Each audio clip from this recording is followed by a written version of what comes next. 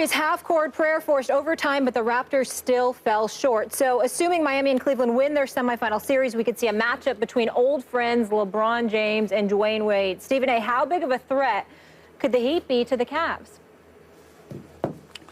Well, that depends. I think that if Chris Bosh somehow, some way, miraculously gets on the court, I definitely think that they could give them a run for their money, possibly even beat Cleveland. And if they do lose, it would be a 7-game series.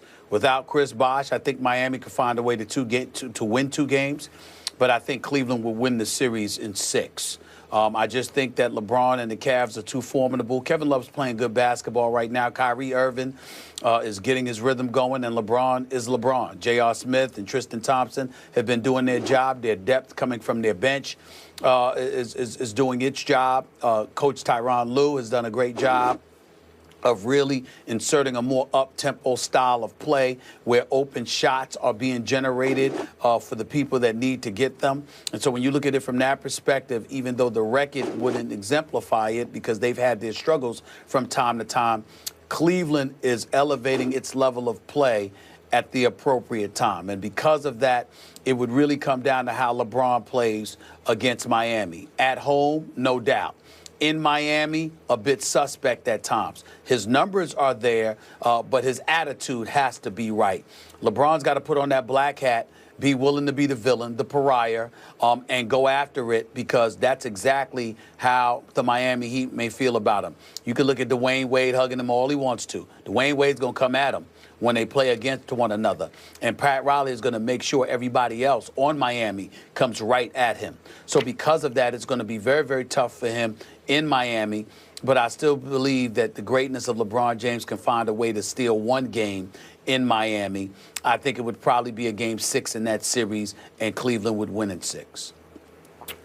I hear you about Bosh, and we're about to talk about him in our next subject. But I am really liking what I'm seeing from the Miami Heat, except for 2 asterisks last night in which they almost blew 2 late leads, Stephen A., and they just got to fix their inbounds passing execution. I don't know if they need a new inbounds passer.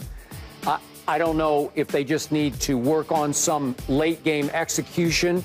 But last night, they're up 6 with 19 seconds left in regulation, up 6 with 19 seconds left, and it obviously took a half-court bomb, a beautiful thing to watch. Looked like it was in the second it left his hand by Kyle Lowry, but it took that to force overtime. Then in overtime, they go bam, bam, bam, bam. They're up 8, and they hold an 8-point lead until 1:21 was left in OT. They almost blew that. It took Dwayne Wade being every bit of Dwayne Wade with the late steal and breakaway basket and free throw to seal that deal. And Dwayne sort of made up for some errors that he made on a couple of the inbounds execution passes. And yet, you know what I'm loving about this team? They found a new flow here. You've talked about Goran Dragic.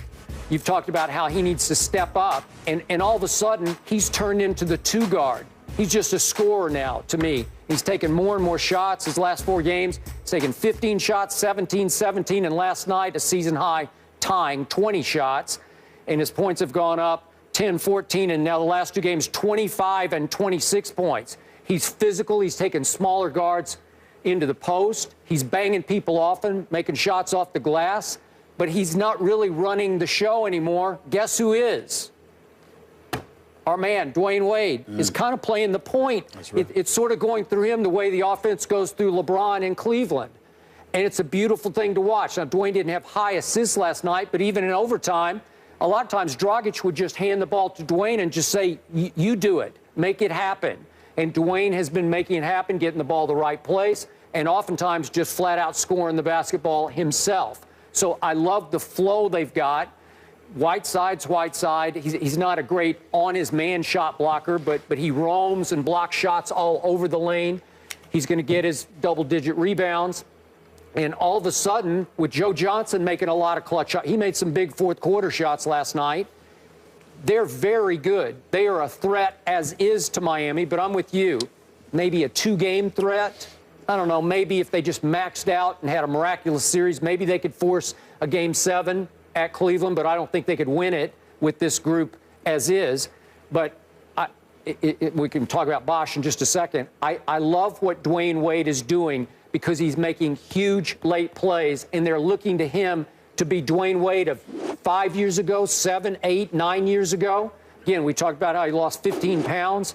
He's just playing at a supreme level. And last night, it was clear to me from the start, Dwayne Wade was the best player on the floor, and Toronto knew it too. Toronto's a nice team with some nice players. We know who they all are. They had a terrific year, but they don't have Dwayne Wade. Miami does, and that's why Miami is going to win this series. And they didn't steal game one. They just flat out took it. They almost gave it back, but they took control. They won game one, and I think they showed you with Dwayne Wade functioning at the highest level, they're the best team in this series by far, to me. Well, listen, when I look at Toronto, Valanciunas has been impressive, particularly early last night. But in the end, I expect Hassan Whiteside to be a difference because I expect him to be somebody who can patrol the middle. Earlier on, Dwayne Casey was getting the ball to Valanciunas, and he was taking advantage of Hassan Whiteside because the word on Hassan Whiteside, and really it's not the word. If you watch him play, it's an absolute fact. Skip, he is incredible helping out. But when you force him to man up defensively and go head on against a big boy, he can be taken advantage of. You can get him in foul trouble. He goes for a lot of fakes. Plus, he gets a bit emotional and a bit physical. If you get that way with him, he'll play into that and ultimately get himself into foul trouble from time to time. So the way to neutralize Hassan Whiteside is to really attack him with big boys in the post going directly at him. Because if somebody else is guarding the opposing big man, and he's just like a one-man zone, that's when he's at his best. And I don't think that Toronto did a great enough job in the second half of attacking him.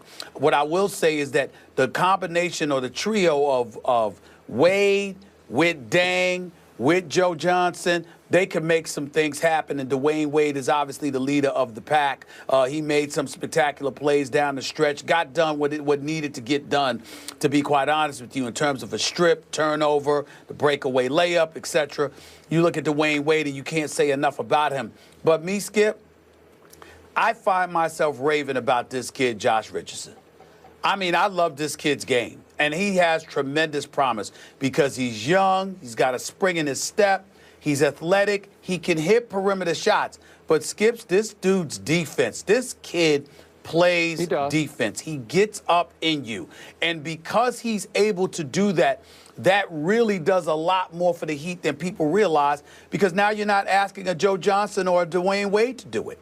They actually get to be a bit lax to some degree because you've got this dude that's an energizer bunny who, by the way, is not that little, who can go out there and defend some of the bigger guards or the smaller guards. He's quick of foot to defend the smaller guards. He's got enough size to defend a bigger guard, and he brings it on the defensive end of the floor.